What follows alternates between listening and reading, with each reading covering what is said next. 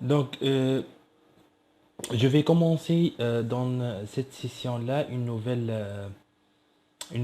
application. Donc, l'objectif principal, c'est de vous montrer euh, l'application, comment on va appliquer le principe fondamental de la statique pour déterminer les réactions aux appuis dans une première partie. Et dans une deuxième partie, je vais vous montrer les différentes démarches en utilisant la méthode de coupure pour déterminer les équations des efforts internes et pour déterminer et pour le traçage du diagramme des efforts internes. Donc l'exercice, il s'agit bien d'un portique. En A, il est articulé. En bas, il s'agit bien d'un appui simple, simplement appuyé, et soumis à une charge répartie sur 3 mètres d'intensité Q qui est égale à 110 kN par mètre linéaire et soumis aussi à une force concentrée appliquée à une distance de 1,5 m de cette poutre-là qui est de longueur 4 mètres.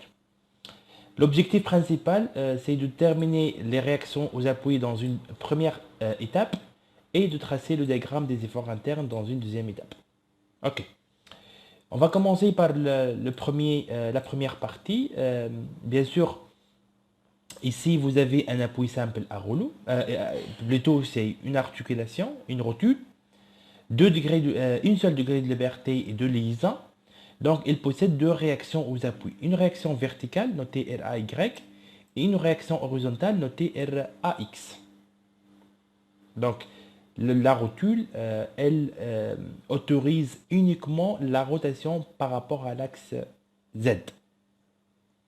De l'autre côté, au point B, vous avez un appui simple à rouleau. Donc, il s'agit bien d'un appui tel que uniquement le déplacement dans ce sens-là qui est bloqué.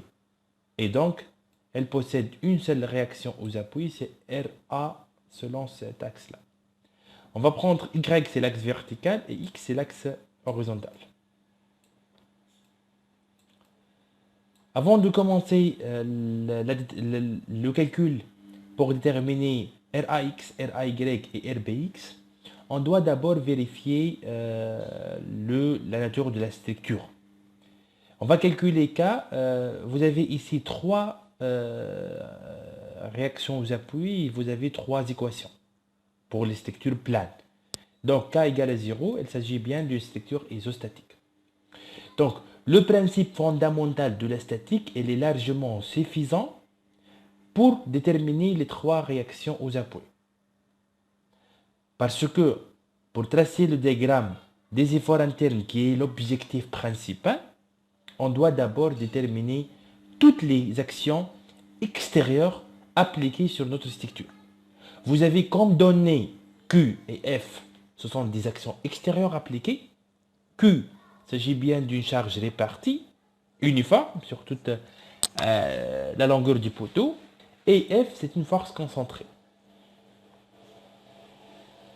À part ces actions extérieures, vous avez aussi des forces concentrées extérieures qui représentées par les réactions aux appuis. Avant de déterminer, pour déterminer les diagrammes des efforts internes et les équations des efforts internes, il faut tout d'abord déterminer toutes les actions extérieures appliquées sur votre structure, y compris les réactions aux appuis.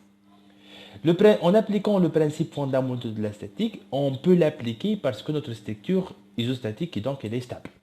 Stable grâce aux appuis. On va commencer par la première équation du principe fondamental de la statique, c'est que la somme de la projection des forces par rapport à l'axe X égale à 0. Je vais regarder toutes les actions extérieures. Q, F, RBX, RAY et RAX. La somme de la projection des forces par rapport à X. Vous avez RAX, moins RBX parce que dans le sens contraire que RAX, RBX. La composante de F par rapport à X égale à 0. La composante de la charge Q par rapport à X égale à Q fois la longueur. Donc Q fois H. Dans le même sens que RAX. Donc finalement, vous avez RAX RBX moins RBX plus Q fois H égale à 0. La somme des forces égale à 0. Représente quoi Q fois H? Représente la résultante ici de la force appliquée sur le poteau. Vous avez une charge répartie sur 3 mètres, la résultante égale à Q fois sur H, donc la résultante égale à Q fois H.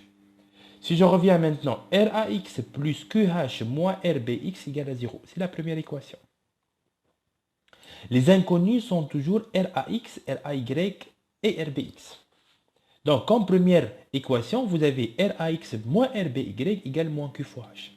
Voici la première équation. Il faut chercher les 3 avec 3 inconnus pour déterminer les 3 réactions aux appuis.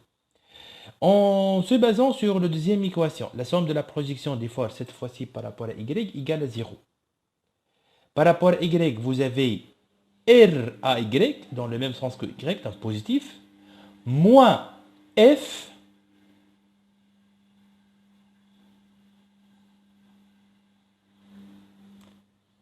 égale à 0, uniquement. Par rapport à Y, vous avez uniquement la composante de F et de RAY.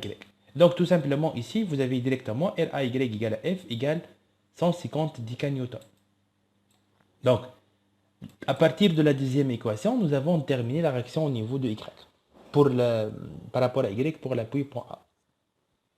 Reste comme inconnu RAX et RBX.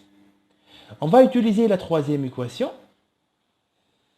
Parce que ici, vous avez une seule équation à deux inconnus, donc j'ai besoin d'une deuxième équation pour que le problème soit simple à le résoudre. N'oubliez pas qu'on a déterminé à travers l'équation numéro 2 l'intensité de la réaction aux appuis verticale au point A. La troisième équation, c'est la somme de la projection des moments extérieurs par rapport à A égale à 0. J'ai choisi comme point d'axe de rotation, c'est le point A. La somme des moments engendrés par toutes les charges extérieures par rapport au point A égale à 0. Et j'ai choisi comme sens positif des moments, c'est ce sens-là. Donc, le moment engendré par RAX et RAY égale à 0 parce que l'axe de rotation, c'est là le point d'application de la charge. Et par définition, un moment égale force fois distance. Puisque la distance égale à 0, donc le moment égale à 0. Je vais commencer par le moment engendré par RBX. Le moment, c'est la force fois distance. Distance perpendiculaire entre le point de l'axe de rotation et le point d'application de la charge. Donc d'abord, RBX, elle va faire tourner la structure par rapport à A dans ce sens-là. Donc c'est positif. L'intensité du moment, c'est RBAX multiplié par cette distance-là qui représente le bras du levier. Cette distance-là égale à H. Donc vous avez RBX fois H. Avec un moment positif. Parce qu'elle va faire tourner la structure dans le même sens choisi. Je vais regarder maintenant le moment engendré par F. F, elle va faire tourner la structure dans ce sens-là. Donc moins. Vous avez moins ici. Et le moment engendré par F, c'est F fois bras du levier, cette distance-là, et cette distance-là égale à L, qui est égale à 1,5. Donc moins F fois L. Qu'est-ce qu'il nous reste? Il nous reste le moment engendré par la charge répartie Q, qui est égal à la résultante multipliée par cette distance-là. Et cette distance-là, c'est déjà le H sur 2. Donc, le moment, elle va faire tourner, la charge répartie, elle va faire tourner la structure dans le sens contraire, donc ça fait moins. Et la valeur de moment, c'est la force fois bras de levier. La force égale à QH et le bras de levier égale à H sur 2, appliqué au milieu. La résultante d'une charge répartie sur une longueur égale à H égale à Q fois H, appliqué au milieu. Donc ça fait Q fois H au carré sur 2. Voici Q fois H au carré sur 2. Cette équation-là, dans cette équation-là, nous avons un seul inconnu, c'est le RBX.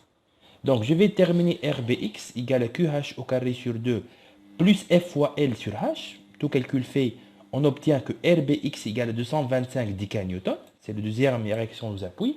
Et en utilisant la première équation, on peut déterminer RAX égale à Q moins Q fois H plus RBX on obtient moins 75 décanewtons. Donc, trois équations qu'on a utilisées, c'est le principe fondamental de la statique, en appliquant le principe fondamental de la statique, pour déterminer les trois réactions aux appuis.